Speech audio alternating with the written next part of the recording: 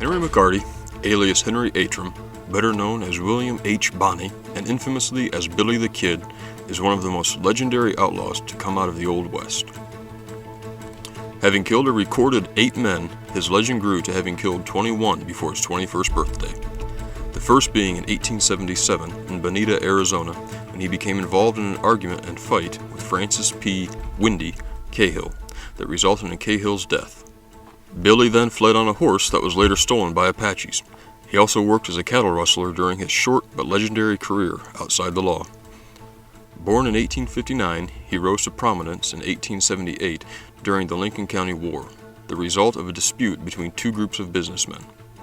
On one side, ranchers John Chisholm and John Tunstall and lawyer Alexander McSween, and on the other, the long-controlling Murphy-Dolan faction. The murder of John Tunstall by men under James Dolan's employ brought the long-growing tensions to the breaking point and caused the forming of the Regulators by Tunstall's employees and local townspeople. Bonney's reputation grew after the war, leading to 2 arrests for murder and subsequent escapes, the second of which took place in 1881 in Lincoln County, resulting in the killing of his 2 guards. Following Bonney's escape, Pat Garret set out from Lincoln with 2 deputies, responding to rumors that the kid was in Fort Sumner at a friend's ranch. The trail led Garret to Pete Maxwell, son of a wealthy landowner and a friend of Bonney's. On the night of July 14th, under the cover of darkness, Pat Garret entered the Maxwell house and waited in Pete's bedroom. Accounts vary as to what happened next, but according to history, around midnight, Billy entered the room on his way to get something to eat. Failing to recognize Garret in the poor lighting, the kid drew his revolver and asked in Spanish who was there.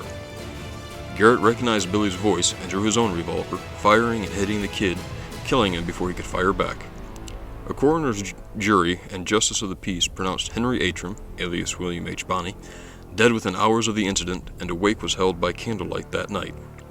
Billy the Kid was buried the next morning, his grave marked by a wooden cross, later replaced by a stone marker. William H. Bonney passed into legend. A second monument was donated to his grave in 1940, and Billy's story was sealed. Until 1948, when a man named Brushy Bill Roberts stepped forward claiming to be the long-declared dead Billy the Kid. He was not the first to do so, several over the previous years having claimed Bonney's coveted identity and being quickly disproven.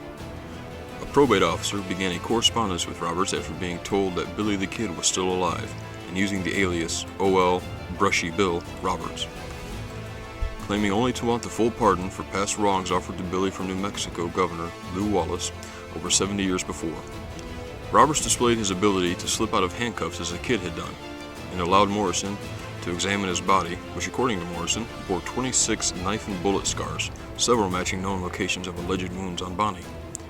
Offering to tell all if he was granted a full pardon the kid was offered in 1879, Roberts told accounts that, if true, would fill in missing information about the kid. Brushy Bill's accounts of the night of July 14th is of particular interest, should it be fact. According to Robert's account, he states that Garret killed another gunman named Billy Barlow, passing his corpse off as Bonney's, allowing the kid himself to escape to Mexico. Robert's claim to being Billy the Kid was substantiated when several former companions of Bonney signed affidavits stating they believed O.L. Brushy Bill Roberts to be the notorious assumed dead outlaw. O.L. Roberts died in December of 1950 without being granted the pardon he sought. Facts and hearsay have surfaced since Brushy Bill's statement to be Billy the Kid, both supporting and disputing his claim, but none have thoroughly answered the question.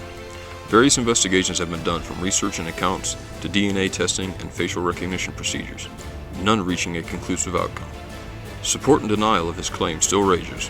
The question still lingers: what really happened to Billy the Kid?